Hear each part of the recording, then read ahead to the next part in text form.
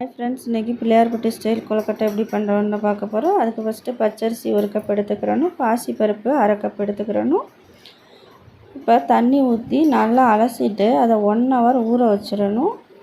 ஊற வச்சுட்டு அதை அப்படியே எடுத்து வெள்ளை துணியில் போட்டு நல்லா உலர்த்தி நல்லா காய வச்சுக்கோங்க. காய வச்சுட்டு அதை எடுத்து காஞ்சதுக்கப்புறம் சட்டியில் போட்டு சிம்முலையே அடுப்பை வச்சு நல்லா வறுத்து பொரிச்சிடுங்க. அதை மிக்ஸி ஜாரில் போட்டு இந்த அளவு பக்குவத்துக்கு அரைச்சி எடுத்துக்கோங்க. இப்போ அரைச்சதை தனியாக வச்சுட்டு சட்டியில் அரிசி அளந்த கப்புலையே 3 கப்பு தண்ணி ஊற்றி நல்லா கொதி வந்ததுக்கப்புறம் நம்ம அரைச்சி வச்ச அரிசியையும் சேர்த்து நல்லா கிளறணும்.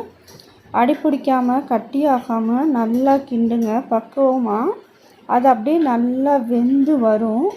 வெந்து இந்த பக்குவத்துக்கு வந்ததுக்கப்புறம் இதில் வெல்லம் உங்களுக்கு இனிப்புக்கு தேவையான அளவு போடுங்க. நான் 1 கப்பு வெல்லம் போட்டிருக்கேன்.